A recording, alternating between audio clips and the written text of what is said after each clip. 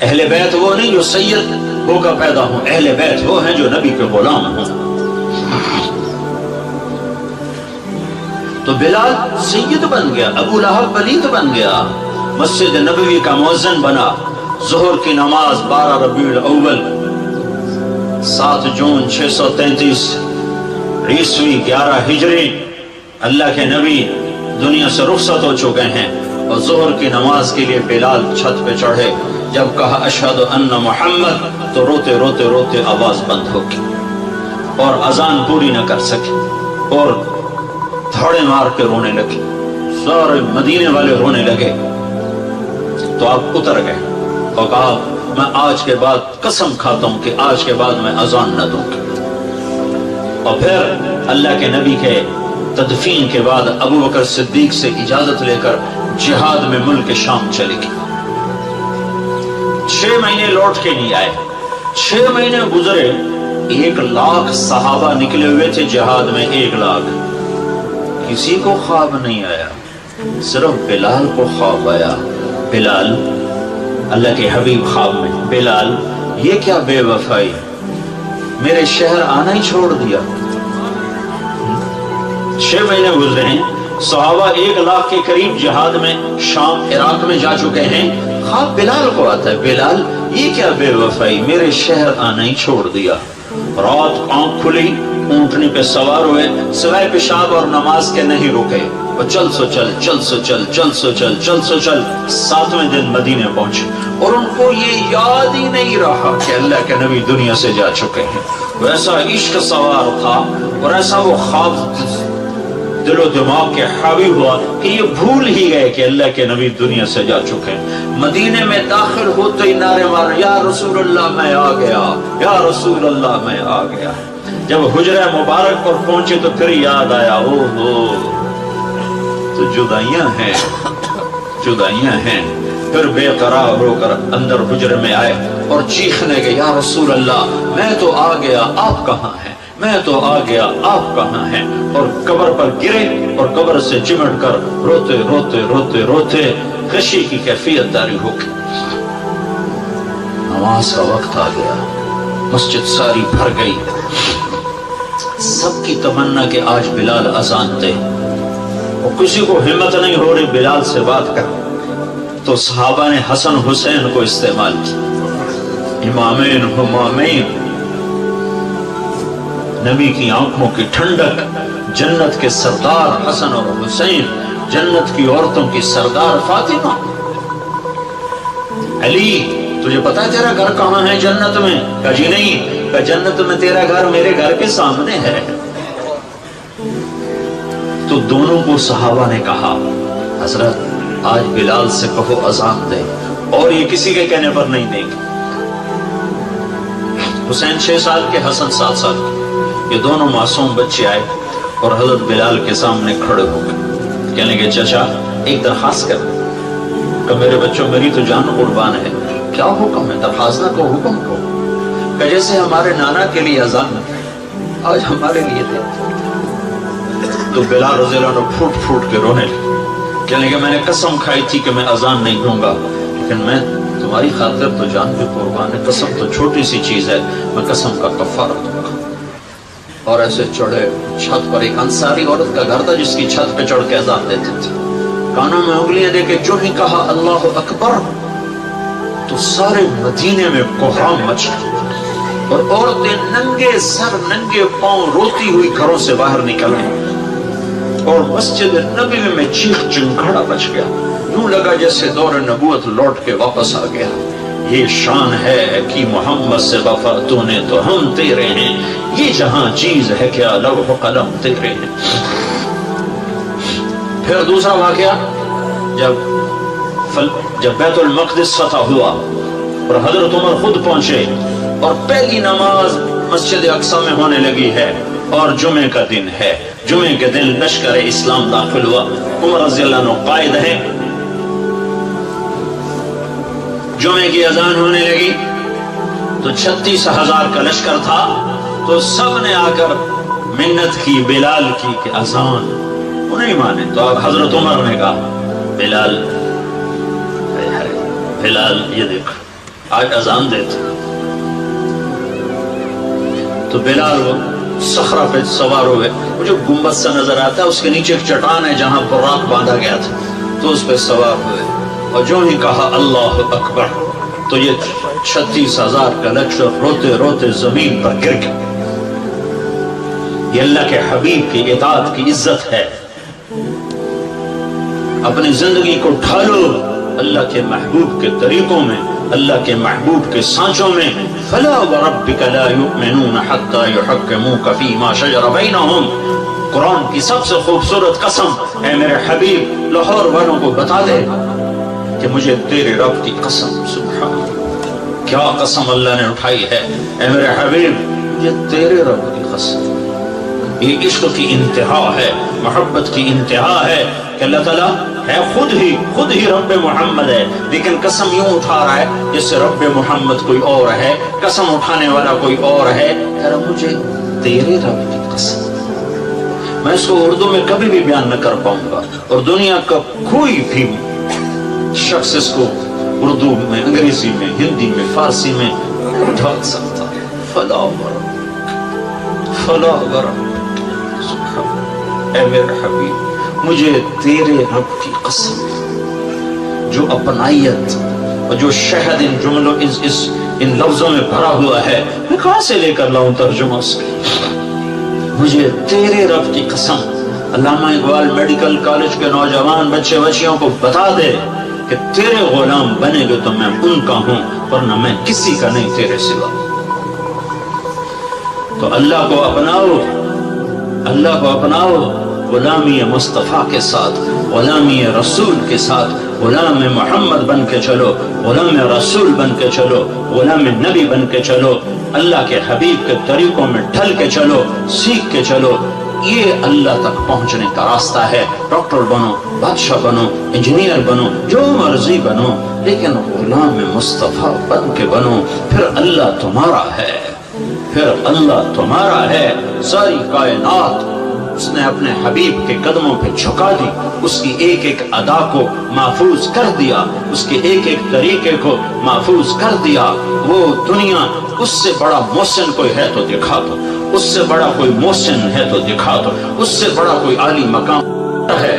مقام محمود انتظار میں ہے، کدھر ہے شفاعت کبریٰ انتظار میں ہے، کدھر ہے مقام وسیلہ انتظار میں ہے، کدھر ہے جنت کا جھنڈا کی چابی اس کے ہاتھ میں ہے، اللہ کا جھنڈا اس کے ہاتھ میں ہے، جنت کی چابی اس کے ہاتھ میں ہے، حوض کوثر موجیں مارتا ہوا اس کے انتظار میں ہے، جنت بن سنور کے اس کے انتظار میں ہے، اللہ کی رحمت کے در کھلنے کے لیے اس کی شفاعت کے انتظار میں ہے، جنت کے دروازے کھلنے کے لیے اس کی شفاعت کے انتظار میں ہیں، جنت کا دروازہ کھلنے کے لیے اس کے قدم مبارک کے پڑنے کے انتظار میں ہے۔ وہ ساری کائنات میں ساری امت کے لیے رحمت بن کر، شفقت بن کر، شفیق بن کر، حریص بن کر، عزیز بن کر، رؤوف بن کر، رحیم بن کر آئے۔ محمد ہیں، اور وہ آپ جیسے اللہ نے اپنے نام رکھے ایسے اپنے حبیب کے نام بھی رکھے۔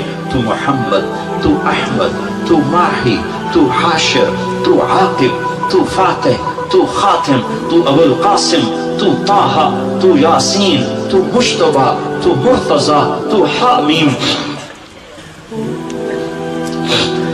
تو مرتضیٰ، تو مجتبیٰ، تو مصطفیٰ، تو باطن، تو ظاہر، تو اول، تو آخر، تو شاہد، تو رشید، تو مبشر، تو نذیر، تو داعی اللہ، تو سراج منیر، تو مزمل، تو مدثر۔ مزمل اور مدثر میں جو لاڈ ہے، اللہ کی قسم لاکھوں کتابیں لکھ دو تو ایک لفظ کا مطلب ادا نہیں ہو سکتا۔ یا ایھا المزمل، یا ایھا المدثر، اوئے ہائے کیا محبت ہے۔ کبھی مزمل، کبھی مدثر، کبھی طٰہٰ، کبھی یاسین، کبھی مبشر، کبھی نذیر، کبھی داعی اللہ، کبھی سراج منیر، کبھی حامد، کبھی محمود، کبھی رشید، کبھی عاقب، کبھی فاتح، کبھی اجود، کبھی اکحل، کبھی احور، کبھی ابیض، کبھی اہدب، کبھی اعلم، کبھی انور، کبھی اشرف، کبھی اعز، کبھی اتم، کبھی اجل، کبھی اشرف، کبھی اجمل، کبھی احسن. کیا کیا میں الفاظ لاؤں جو میرے نبی کے لیے میرے اللہ نے چن چن کے اس کی جھولی میں ڈالے. وَأَحْسَنَ مِنْكَ لَمْ تَرَ قَطُّ عَيْنِي، تیرے جیسا حسین میری آنکھ نے نہیں دیکھا. حسن ظاہر کے لیے حسن کا لفظ ہے. وَأَجْمَلَ مِنْكَ لَمْ تَلِدِ النِّسَاءُ، تیرے جیسے جمال والا کسی ماں نے نہیں جنا. حسب نسب کی خوبصورتی کے لیے جمال ہے، شکل کی خوبصورتی کے لیے حسن ہے. تو میرے حسان نے کہا، میرے نبی کے شاعر نے کہا، تیرے جیسا حسین میری آنکھ نے نہیں دیکھا، تیرے جیسے حسب نسب والا کسی ماں نے نہیں جانا. تیرا نسب تو آدم تک تیرے رب نے محفوظ کر دیا. تو محمد بن عبداللہ بن عبد المطلب بن ہاشم بن عبد مناف بن قصی بن کلاب بن مرہ بن کعب بن لبی بن غالب بن فہر بن مالک بن نضر بن کنانہ بن خزیمہ بن مدرکہ بن الیاس بن مدر بن نزار بن معد بن عدنان بن اود بن حمیسہ بن سلامان بن عوس بن بوز بن قموال بن ابی بن عوام بن ناشد بن حزا بن بلداس بن یدلاف بن طابح بن جاحم بن ناحش بن ماخي بن عيفي بن عبقر بن عبيد بن الدعاء بن حمدان بن سنبر بن يثربي بن يحزن بن يلحن بن إرعضى بن عيذي بن زيشان بن عيسر بن أقناط بن إيهام بن مقصر بن ناهث بن زارع بن سمي بن مزي بن عوض بن عرام بن قيدار بن إسماعيل بن إبراهيم بن آذر بن ناحور بن سروج بن رعوب بن فائج بن عابر بن أرفخشاد بن سام بن نوح بن لامك بن متوشاله بن إدريس بن يرد بن ملهلئيل بن قينان بن آنوش بن شيس وبن آدم عليه الصلاة والسلام. محمد رسول الله وأحسن منك لم تر قط عيني وأجمل منك لم تلد النساء. خلقت مبرأ من كل عيب كأنك قد خلقت كما تشاء. يا خير من دفنت في البقاء أعظمه فطاب من طيبهن القاع والأكم. نفس الفداء لقبر أنت ساكنه فيه العفاف وفيه الجود والكرم. أنت الشفيع الذي ترجى شفاعته على الصراط إذا ما زلت القدم. وصاحباك لا أنساهما أبدا مني السلام عليكم ما جرى القلم. نسيما جانب بطها بدركا زأحبالا محمد را خبركن وبرئي جان مشتاقم دراجا فداء روزئ خير البشر كن. یہ ہے محمد مصطفیٰ صلی اللہ علیہ وسلم. محمدی نظر آؤ، پنجابی نہ نظر آؤ، سندھی نہ نظر آؤ، بلوچی نہ نظر آؤ، پشتو نہ نظر آؤ، محمدی نظر آؤ، محمدی نظر آؤ. ہماری ایک پہچان ہے جو محمد مصطفیٰ صلی اللہ علیہ وسلم کی زندگی اور سیرت ہے. ایک عبادات ہیں جس میں نماز سب سے اعلیٰ ہے، جس میں روزہ اس کے بعد ہے، زکوٰۃ اس کے بعد ہے، حج اس کے بعد ہے. کہ جن پر فرض ہے حج وہ کرو، زکوٰۃ فرض ہے دو، روزہ فرض ہو گیا رکھو، نماز فرض ہے چھوڑو نہیں. دوسری چیز اخلاق ہیں جس میں ماں باپ سر فہرست ہیں کہ اپنے ماں باپ کو دعا لے کر جنت والے بن جاؤ. بدبخت ہے جس نے ماں باپ کو پایا اور جنت نہ لے سکا. تو اللہ کو ساتھ لے لو، اللہ کو ساتھ لے لو، اللہ کو ساتھ لے لو. اور اللہ ساتھ ہوتا ہے جناب رسول اللہ صلی اللہ علیہ وسلم کی مبارک زندگی اور ترتیب پر یہ کرو گے تو اللہ تمہارا ساتھی ہے. یہ نہیں کریں گے تو دنیا کا کوئی سیاسی طبقہ ہمیں اس بھٹی سے نہیں نکال سکتا، اس دلدل سے نہیں نکال سکتا. ہمارے حکمران تو ہے ہی نہیں، ان بیچاروں کے ہاتھ میں کچھ نہیں ہے. ہماری تقدیر کا مالک اللہ ہے، ہمارے بننے بگڑنے کا مالک اللہ ہے. وَلَوْ أَنَّ أَهْلَ الْقُرَىٰ آمَنُوا وَاتَّقَوْا لَفَتَحْنَا عَلَيْهِمْ بَرَكَاتٍ مِّنَ السَّمَاءِ وَالْأَرْضِ. تم میری مان جاؤ، میں زمین آسمان کی برتوں کے دروازے کھول دوں. میں حکمرانوں کو اس لیے دوش نہیں دیتا کہ حکمران، فوج، پولیس، افسر شاہی 15-20 لاکھ سے زیادہ نہیں ہیں. زیادہ چھلانگ مارو، یہ سارا مجمع 20 لاکھ کا ہوگا اور آبادی 15 کروڑ ہے. 20 لاکھ انتہائی بدترین ہوں اور باقی 15-14 کروڑ 60 لاکھ اگر نیک ہوں، رب ذوالجلال کی قسم یہاں دودھ اور شہد کی نہریں اللہ بہا دے۔ حکمران نہیں، طارق جمیل بگڑا ہوا ہے، تاجر بگڑا ہوا ہے، زمیندار بگڑا ہوا ہے، عورت بگڑی ہوئی ہے، مرد بگڑا ہوا ہے، جوان باغی ہے، بوڑھے باغی ہیں، غریب باغی ہیں، مالدار باغی ہیں، سارے ہم اس کشتی کے ڈبونے میں، صرف نا خدا ملاح کا ہاتھ نہیں ہے، مسافروں کے ہاتھ میں بھی برمے ہیں اور اپنی کشتی میں چھید کر رہے ہیں۔ 50-15 کروڑ میں 2-4 کروڑ بھی برے ہوں تو کچھ نہیں ہوتا، باقی اگر صحیح ہوں نہیں، ہم سب نافرمان ہو چکے ہیں۔ ہمیں اللہ کو منانے کی ضرورت ہے، اور اللہ کو منانا اتنا آسان ہے۔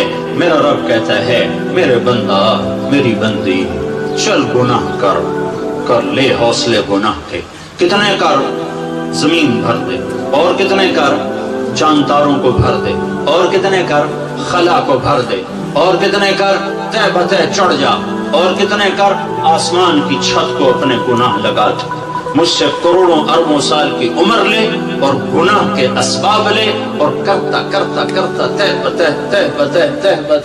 بتہ آسمان کی چھت کو لگا دے، پھر ایک دفعہ، صرف ایک دفعہ تم کہہ یا اللہ معاف کر دے، تمہیں سارے ہی معاف کر دے۔ میں منتیں نہیں کرواؤں گا، ماں منتیں کرواتی ہے، باپ منتیں کرواتا ہے، میں نہیں کروں۔ تو کہے گا یا اللہ معاف کر، میں کہوں گا جاؤ معاف کر دیا۔ تو میرے عزیزو، سب جوان بیٹھے ہو، آج توبہ کر کے اٹھو، تبلیغ میں وقت لگاؤ۔ تبلیغ اللہ رسول سے محبت کا بہت بڑا کام ہو رہا ہے۔ بڑے صدیوں کے بعد ایک کام ملا ہے جو فرقہ واریت سے پاک ہے، جو تعصب سے پاک ہے، جو طعن و تشنیع اور تنقید سے پاک ہے۔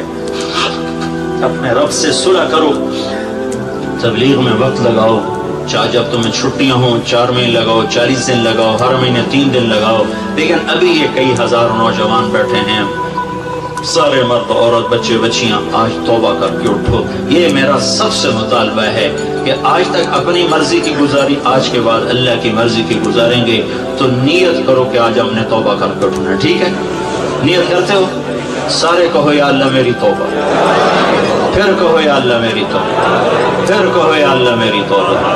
اگر یہ توبہ آپ سب نے، بچے بچیوں مرد عورتوں نے کر لی ہے، تو آپ کو مبارک ہو، آپ کے سب گناہ معاف ہو چکے ہیں۔ آپ سب ایسے بیٹھے ہو جیسے ابھی ماں نے جنم دیا ہو۔ یہ الٹے ہاتھ کی فائل ختم، فائل زیرو، اور آسمان تک روشنیاں۔ اس مجلس کے فرشتے تمہیں دیکھ کر خوش ہو رہے ہیں، تمہارے لیے دعائیں کر رہے ہیں، یہ فضا، یہ ہوا تمہارے بوسے لے رہی ہے، یہ ٹینٹ تک تمہیں دیکھ کے خوش ہو رہا ہے کہ ان میں بھی اللہ نے جان رکھی ہے۔ اور اللہ آسمانوں پہ تم سب مرد عورتوں کے نام لے کر فلاں فلاں کی بیٹی، فلاں فلاں کا بیٹا، اس نے توبہ کی، میں نے معاف کیا، میں نے معاف کیا۔ توبہ پر معافی کے اعلان ہو رہے ہیں۔ جب کبھی دوبارہ ٹوٹ جائے تو پھر کر لینا، اللہ پھر معاف کر دے۔ تو نیت کرتے ہو نا سارے بھائی نیت کرتے ہو نا؟ ہاں، اگر کسی سے لڑے ہوئے ہو صلح کر لو، کسی کا حق مارا ہے حق دے دو، کسی پر زیادتی کی ہے معافی مانگ لو، کسی کا دبایا ہوا ہے سامنے ہاتھ جوڑو، نمازوں میں غفلت ہے شروع کر دو، ماں باپ سے کھٹ پٹ ہے پاؤں میں پڑ جاؤ، میاں بیوی میں جھگڑا ہے صلح کر دو۔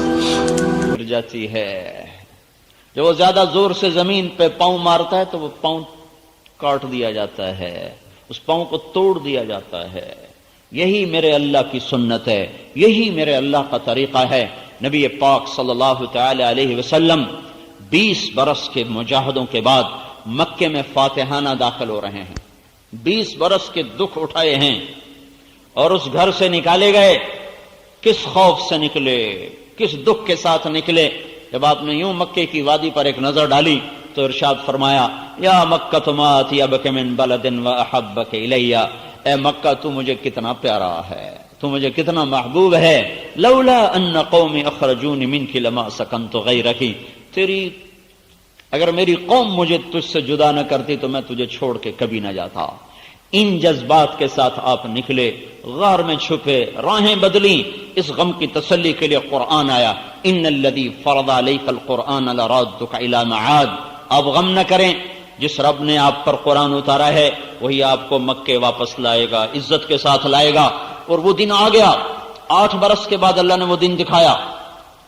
8 ہجری میں آپ مکے میں فاتحانہ داخل ہوئے تو آپ بھی ایسے سر اونچا کر کے داخل ہوتے، نہیں نہیں نہیں، پھلدار شاخ ہمیشہ جھکتی ہے، جس شاخ پہ پھل نہیں ہوتا وہ اوپر، جس پہ پھل ہوتا ہے وہ نیچے۔ تو آپ کے 10 لشکر ابو سفیان کو اوپر چوٹی پر روکا، عباس بن عبد المطلب ساتھ کھڑے کر دیے۔ پہلا لشکر گزرا خالد بن ولید کا 1000 کا، انہیں ابو سفیان کو دیکھ کے نعرہ لگایا اللہ اکبر، انہوں نے کہا یہ کون ہے؟ عباس سے پوچھا یہ کون ہے؟ کہا یہ خالد کا، اچھا چھوکرا سردار بن گیا۔ پیچھے دوسرا لشکر بھیجا زبیر ابن عوام کا 500 کا، انہوں نے دیکھ کر کہا اللہ اکبر، کہا یہ کون ہے؟ کہا زبیر، کہا اچھا تیری بہن کا بیٹا، صفیہ کا بیٹا؟ کہا ہاں، واہ یہ بھی سردار بن گیا۔ تیسرا لشکر ابو ذر غفاری رضی اللہ تعالیٰ عنہ، مکے میں مار کھانے والے اور مر کے بچنے والے 300 کا لشکر، انہیں ابو سفیان کو دیکھ کر کہا اللہ اکبر، کہ یہ کون ہے؟ کہ یہ بنو غفار ہے، کہ مالی والے غفار۔ پھر آپ نے اس کے پیچھے چوتھا لشکر بھیجا تو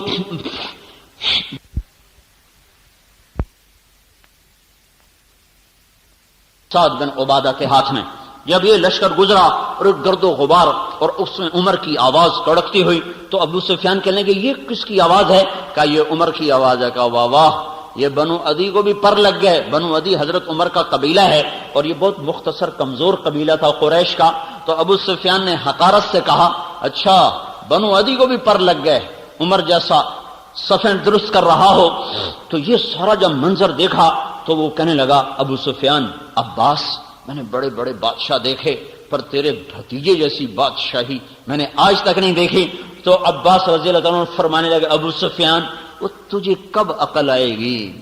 تو ابھی بھی نہیں سمجھ رہا، وہ یہ بادشاہت نہیں ہے، یہ نبوت ہے، ابھی پتہ چل جائے گا۔ بادشاہ بھی دیکھے جب وہ شہروں کو فتح کرتے ہیں تو وہ کیا کرتے ہیں؟ ان الملوک اذا دخلوا قرية افسدوها وجعلوا عزة اهلها اذلة وكذلك يفعلون۔ جب بادشاہ شہروں کو فتح کرتے ہیں تو وہ عزت داروں کو ذلیل کر دیتے ہیں، خون کی ندیاں بہا دیتے ہیں۔ لیکن جب اللہ سے ڈر کر تلوار اٹھانے والے، جب ان کو اللہ عزت دیتا ہے تو ان کا یہ حال کبھی نہیں ہوتا، ان کا یہ حال کبھی نہیں ہوتا۔ یہ بادشاہوں کی ریت ہے۔ بامیان کی لڑائی میں چنگیز خان کا پوتا چغتائی کا بیٹا، چنگیز خان کے 4 بیٹے تھے، جوجی بڑا، عہدائی چھوٹا، چغتائی اس سے چھوٹا، طلوئی سب سے چھوٹا۔ چغتائی کا بیٹا قتل ہوا تو بدبخت وہ خیمے میں بیٹھا تھا، جب اس کی لاش لائی گئی تو اس نے سب کو کمرے سے نکال دیا، خیمے سے نکال دیا۔ پھر تھوڑی دیر کے بعد خود شمشیر لے کر نکلا اور خود آ کر اس نے بامیان پہ حملہ کیا۔ جب فتح ہوا تو ان کی عادت تھی بوڑھوں کو قتل کر دیتے تھے، بوڑھے مرد عورت قتل کر کے، بچوں کو قتل کر کے، جوان مرد لڑکے لڑکیوں کو، مرد عورتوں کو غلام بناتے تھے۔ لیکن جب بامیان فتح ہوا تو اس نے کہا جس کی آنکھ میں روشنی ہے اسے زندہ نہ چھوڑا جائے، آج میرے پوتے کا بدلہ لیا جائے گا۔ انہوں نے کتے اور بلے بھی ذبح کر دی۔ سارے بامیان میں سے 5 آدمی بچے تھے، 5 کسی تہ خانے میں چھپ گئے تھے، باقی سارا شہر نہ انسان چھوڑا، نہ مرغے چھوڑے، نہ جانور چھوڑے، نہ کتے چھوڑے، نہ بلے چھوڑے، سب کو ذبح کر دیا۔ اگر چوہا بھی نظر آیا تو اس سے بھی انہوں نے تلوار سے اڑا دیا۔ ایسا ظلم و ستم انہوں نے کیا۔ ہاں تو اب 20 برس کے دکھ اٹھانے والا آج اپنی تلوار کو بے نیام کر دے، آج وہ خون کی ندیاں بہا دے۔ لیکن یہاں کیا ہو رہا ہے؟ جب سعد بن عبادہ آخری لشکر گزرا تو ابو سفیان کو دیکھ کر کہنے گیا ابو سفیان الیوم یوم الملحمہ، آج بڑا گرم دن ہے، الیوم تستحل الحرمہ، آج بیت اللہ کی حرمت اٹھا دی جائے گی، آج قریش کے خون سے تلواریں رنگین ہوں گی۔ اوہو، اتنے میں ہمارے نبی تشریف لائے تو اب آپ کی آمد دیکھو فاتحانہ، تو آپ کی ٹھوڑی مبارک، سلیمان علیہ السلام تو ٹھوڑی لگاتے تھے نا سینے کے ساتھ، ہمارے نبی نے 1 قدم اس سے آگے رکھا ہوا تھا، آپ کی ٹھوڑی مبارک لگی ہوئی تھی اونٹنی کے پالان کے ساتھ، ایسے جھکے ہوئے تھے۔ ٹھوڑی مبارک کو یہ تھوڑی توازن اور پالان نیچے ہوتا ہے اس کا ایک ہننا ہوتا ہے وہ اوپر ہوتا ہے. اب نہ آپ لوگ اونٹ جانو، نہ ہننے جانو، نہ پالان جانو. میں اونٹ پہ بھی چڑھا ہوں، کھوتے پہ بھی چڑھا ہوں، گھوڑے بھی بھگائے ہیں. بچپن کی زندگی تو دیہات میں گزری، ساری سواریاں بھگائی ہیں، صرف خچر پہ نہیں چڑھا، باقی کھوتے بھی بھگائے، گھوڑے بھی بھگائے، اونٹ بھی بھگائے. تو وہ ہننا ہوتا ہے وہ ایسے ہوتا ہے. تو آپ کی ٹھوڑی مبارک یہاں لگی اتنا نیچے جھکے ہوئے تھے. ہاں، اہل ایمان کے ہاتھ میں جب رزق آتا ہے، اقتدار آتا ہے، وہ اکڑتے نہیں ہیں. وہ ایٹمی طاقتوں کی طرح یہ نہیں کہتے ہم جو چاہیں کر دیں. میں یہ کہہ رہا تھا، یہ پھنسنے کا وقت ہے جب طاقتور لوگ یوں کہنا شروع کر دیں ہم جو چاہیں کر دیں، تو سمجھو کہ ان کے ختم ہونے کا وقت آ چکا ہے. وہ اپنے پھندے میں خود پھنس چکے ہیں. تو جب آپ قریب آئے تو آپ کی زبان مبارک پر کیا الفاظ تھے؟ لا الہ الا اللہ وحدہ نصر عبدہ انجز وعدہ وہزم الاحزاب وحدہ. آج میرے اللہ کی تعریف ہے، وہی اکیلا وحدہ لا شریک معبود ہے جس نے اپنے وعدے کو سچا کیا، بندے کی مدد کی، لشکروں کو شکست دی اور اپنے ماننے والوں کو عزت دی. آج جو کیا میرے اللہ نے کیا. یہ کہتے ہوئے جب آپ ابو سفیان کے قریب آئے تو ابو سفیان نے اوپر سے کہا الیوم یوم الملحمہ، یا رسول اللہ کیا آج گرم دن ہے؟ کیا آج خون بہانے کا دن ہے؟ تو آپ نے جواب دیا الیوم یوم المرحمہ، آج خون بہانے کا دن نہیں ہے، آج معاف کرنے کا دن ہے. تو وہ کہنے لگے تو آپ کے جھنڈے والا تو کہہ رہا ہے آج خون بہانے کا دن ہے. تو حضرت ابو بکر نے کہا یا رسول اللہ، سعد بن عبادہ غصے والے ہیں، تلوار میں تیزی ہے، مجھے ڈر ہے کہ ان کی تلوار کہیں زیادہ نہ چل جائے، آپ ان سے جھنڈا واپس لے لیں، جھنڈا کسی اور کو دیں. قربان اللہ کے محبوب کی حکمت تدبیر. تو آپ نے سوچا اب جھنڈا کسی اور کو دوں، انصار کا سب سے بڑا سردار، وہ اگرچہ منہ سے کچھ نہ کہے گا پر اس کا دل تو کٹ. نیا سمجھو مجھے میں گدائے میرا ہوں. نیا سمجھو مجھے میں گدائے میرا ہوں. میں جان و دل سے میری یا فدائے میرا ہوں.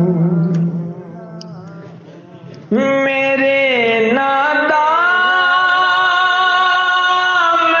لگاؤ، میں بک نہیں سکتا. میرے نادام لگاؤ، میں بک نہیں سکتا. میں اس بازار میں ہوں تو برائے میرا ہوں. میں اس بازار میں ہوں تو برائے میرا ہوں. کہا یہ ساتھ کے رہ جائے گا. تو آپ نے ان کے بیٹے کا انتخاب فرمایا، قیس بن سعد کو، ان کو بلا کر فرمایا جاؤ ابا سے کہو جھنڈا تیرے حوالے کر دو.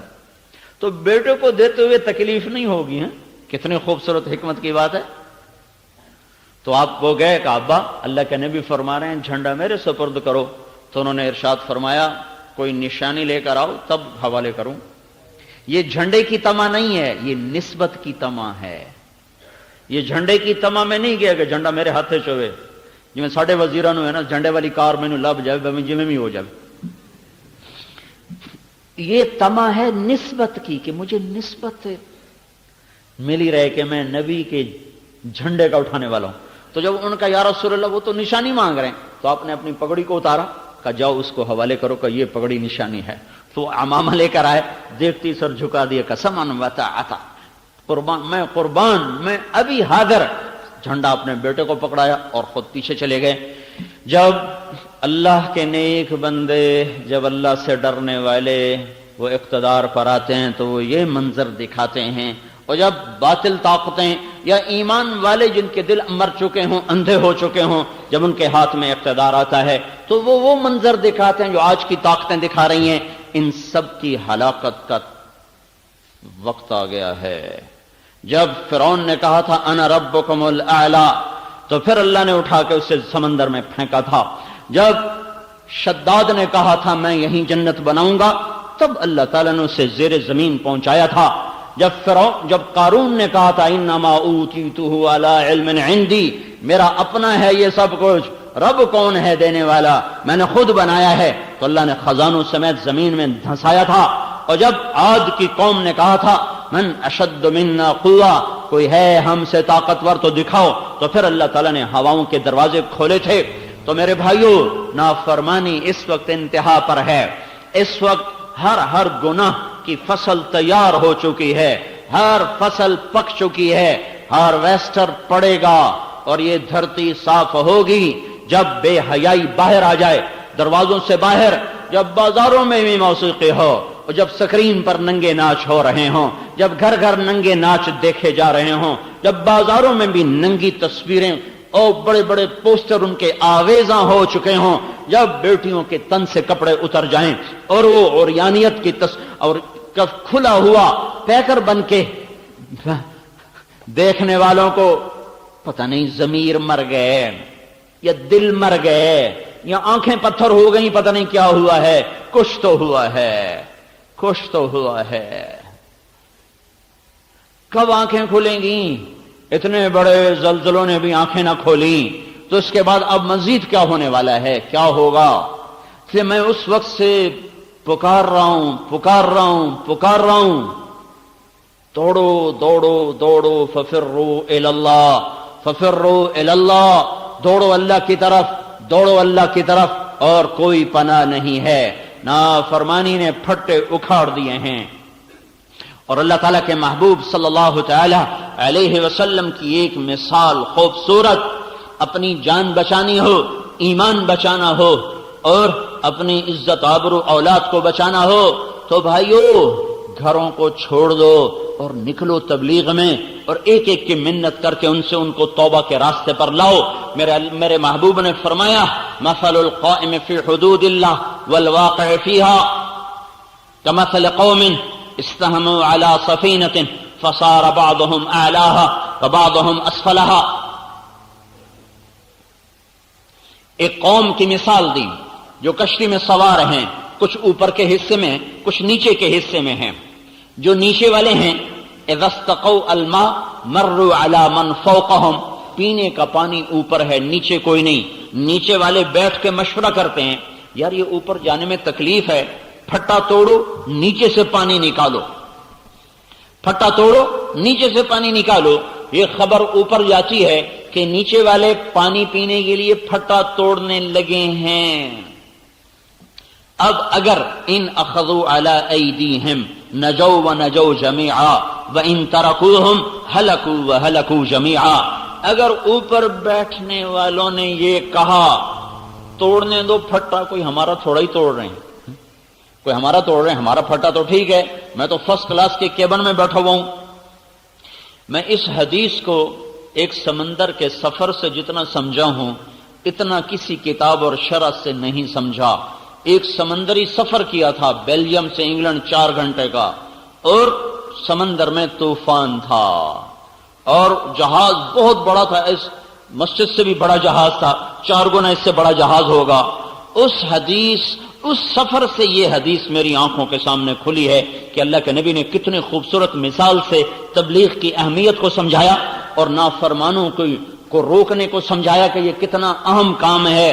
اگر فرما بردار لوگ یہ سمجھتے رہے ہم تو نیک نمازی ہیں، ہمارے گھر میں ٹی وی کوئی نہیں، ہمارے گھر میں وی سی آر کوئی نہیں، ہمارے گھر میں کوئی کسی قسم کی نافرمانی کوئی نہیں، چاہے دائیں والا بائیں والا آگے والا پیچھے والا جو کرتا ہے کرنے دو، ہمیں کیا ہے، ہمیں کیا ہے، ہمارا کیا نقصان کرتا ہے، اس نقصان کو سمجھایا جا رہا ہے۔ اوپر آواز پہنچی، وہ نیچے پھٹا توڑ رہے ہیں، تو اوپر والے کیا کہیں؟ توڑنے دو، کوئی ہمارا توڑ رہے ہیں، ہمارا کیا ہے، میں تو فرسٹ کلاس کے کیبن میں بیٹھا ہوں، میرے لیے تو کھانا بھی آ رہا ہے، چائے بھی آ رہی۔ اگر ایسا ہو گیا تو تھوڑی دیر کے بعد پتہ چلے گا کہ نیچے والے ڈوب گئے اور فرسٹ کلاس کے ڈوبنے کا وقت آ گیا ہے۔ اب پانی اسے نگلنا شروع ہو چکا ہے اور کشتی پہ تہ کی طرف جا رہی ہے۔ اب ویلا کام نہ آئے گا، اب اوپر والے بھی ڈوبیں گے، نیچے والے بھی ڈوبیں گے۔ اوپر والے نیک لوگوں کی مثال، نیچے والے نافرمان لوگوں کی مثال۔ اوپر والے لوگ یہ کہیں جو نماز نہیں پڑھتا ہماری کیا، جو شراب پیتا ہے ہمیں کیا، جو زنا کرتا ہے ہمیں کیا، جو سود کھاتا ہے ہمیں کیا، جو جھوٹ بولتا ہے ہمیں کیا، جو ماں باپ کا نافرمان ہے تو میری کوئی سردردی ہے، میرا کوئی ٹھیکہ ہے۔ اگر یہ ہوتا رہا تو پھر جب زنا کی فصل کٹے گی پاک دامن بھی کٹیں گے، جب سود کی فصل کٹے گی تو حلال کھانے والے بھی کٹیں گے، جب شرابیوں پہ کوڑا برسے گا تو پانی پینے والوں پر بھی برسے گا۔ پھر مسجد بھی گر گئی، مندر بھی گر گئے، گھر بھی گر گئے۔ دریا نے نہ نیک چھوڑا نہ بد چھوڑا، زمین نہ نیک چھوڑتی ہے نہ بد چھوڑتی ہے۔ موت کے بعد اپنی اپنی نیتوں پر فیصلہ ہوگا، وہ موت کے بعد ہے۔ لیکن زمین کی پکڑ سے بچنے کے لیے اللہ تعالیٰ کے نبی نے خوبصورت مثال دی ہے کہ انہیں روکو، انہیں روکو، انہیں روکو، انہیں روکو، ورنہ ان کی ہلاکت کے ساتھ تم بھی ہلاک ہو جاؤ۔ تو مجھے یہ خیال آتا ہے جس وقت وہ ہمارا جہاز ہچکولے کھا رہا تھا، ہم فرسٹ کلاس سے نیچے تھے، تو اوپر شراب خانہ تھا، اس لیے ہم نے اوپر نئی جگہ لی، اوپر شراب خانہ تھا، اس سے نیچے والا کھلا ایسے ہال کمرہ تھا، اس میں ہم بیٹھے ہوئے تھے، اور اتنا اونچا تھا کہ ہمارے نیچے ایک سطح تھی، اس سے نیچے اس کا پیندا تھا جس میں کوئی 30-40 بڑے بڑے 22 ویل کے ٹرالے کھڑے ہوئے تھے، اتنی اونچائی پر تھے۔ جب پانی کی موج آ کر ایسے تھپڑ مارتی تھی نا تو شیشے کے ساتھ آ کر لہریں ٹکراتی تھی اور پورا جہاز رکوع میں چلا جاتا تھا۔ ادھر سے موج اٹھتی ادھر کر دیتی، ادھر سے موج اٹھتی ادھر کر دیتی۔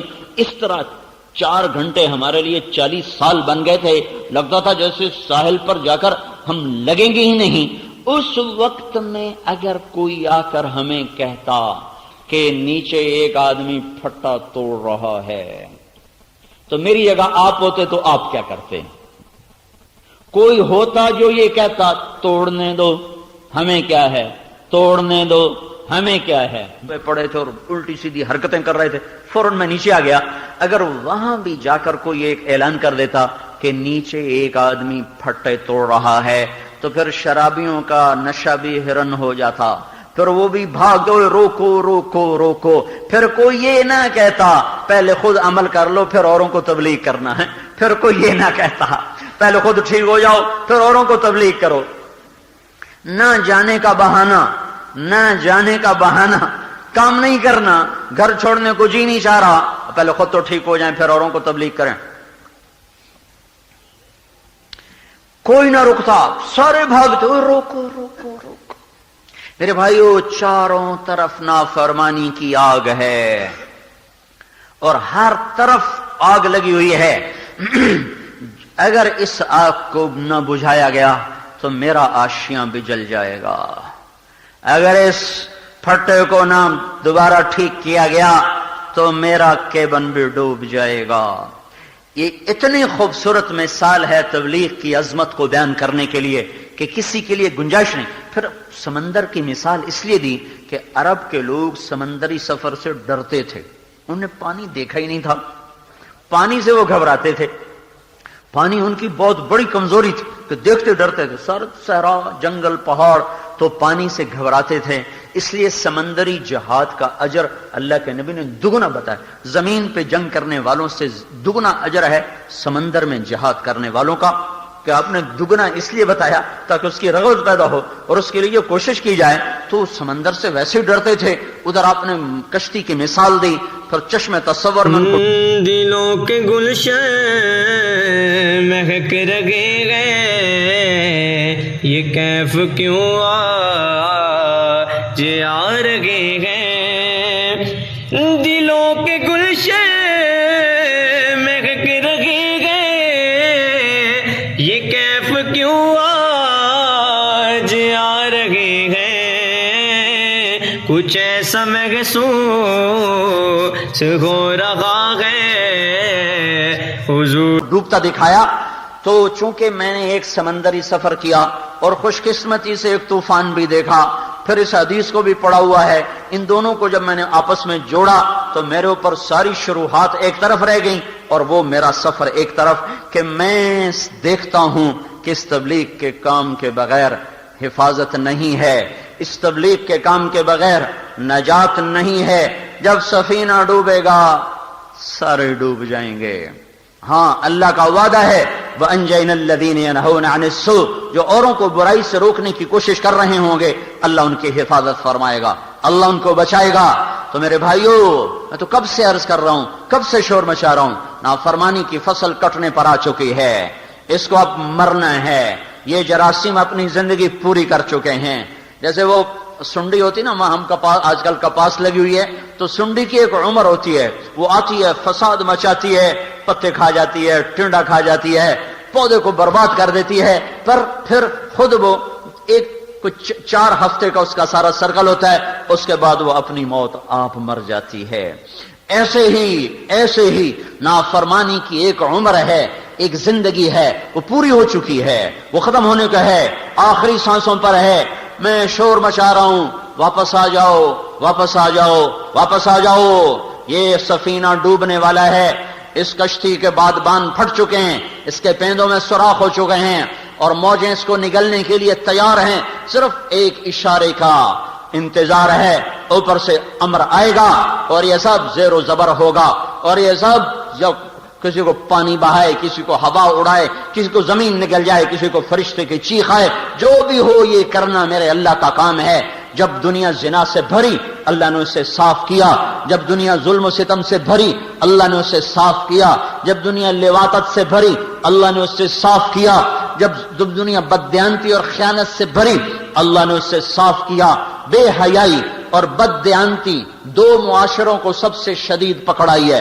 شعیب علیہ السلام کی قوم بددیانت تھی, جو ہمارے فیصل آباد کا تاجر کر رہا ہے, جو لاہور, پنڈی, پشاور, ملتان, کراچی کے تاجر کر رہے ہیں, کہ پیسہ کمانے کے لیے ہر چیز کو داؤ پہ لگا چکے ہیں. نہ عزت ہے, نہ قول ہے, نہ وعدہ ہے, نہ شریعت ہے, نہ وفا ہے.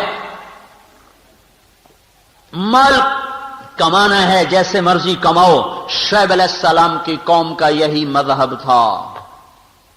اتأمرک صلاتک ان نترک ما یعبد آباؤنا وان نفعل فی اموالنا ما نشاء انک لانت الحلیم الرشید. بڑا آیا نیک پاک بزرگ, چل مسجد میں بیٹھ کے اللہ اللہ کر, ہمارے کاروبار میں مت دخل دے, ہم جو چاہیں مرضی کریں, اپنا مال ہے. ساری دنیا کی منڈیوں پہ قبضہ کیا. اور میرے بھائیو, اللہ کو اپنے بندوں سے بڑا پیار ہے, چاہے کافر ہی کیوں نہ ہو. اپنے ہاتھوں سے جو بنایا ہے, جبھی تو نبی بھیجے, جبھی تو رسول بھیجے, جبھی تو سمجھانے والے بھیجے. جو لوگوں کے چولہے بجھاتا ہے اللہ تعالیٰ کا اس پر غیظ و غضب نازل ہوتا ہے. اللہ تعالیٰ نے سود کے خلاف اعلان جنگ کیوں کیا ہے؟ زانی کے خلاف کوئی نہیں, وہ بھی گناہ ہے. شرابی کے خلاف کوئی نہیں, وہ بھی گناہ ہے. کافر کے خلاف کوئی نہیں, کافر تو سب سے بڑا مجرم ہے, مشرک سب سے بڑا مجرم ہے. پر اللہ تعالیٰ نے کہا سود کھانے والے کو بتا دو میرا اور میرے رسول کا تمہارے خلاف اعلان جنگ ہے. کیوں ہے؟ کہ سود کھانے والے لوگوں کے چولہے بجھا دیتے ہیں, ان کے منہ سے نوالے چھین لیتے ہیں, ان کے زرق برق جو لباس ہیں وہ غریبوں کے خون کے چھینٹوں سے سرخ ہوتے ہیں, ان کے چہروں کی لالی وہ غریبوں کا چوسا ہوا خون ہوتا ہے, ان کے گھروں کے چراغاں میں غریبوں کا خون جل رہا ہوتا ہے, ان کی کمائی نہیں ہوتی. تو اللہ تعالیٰ کو اپنے بندوں سے پیار ہے.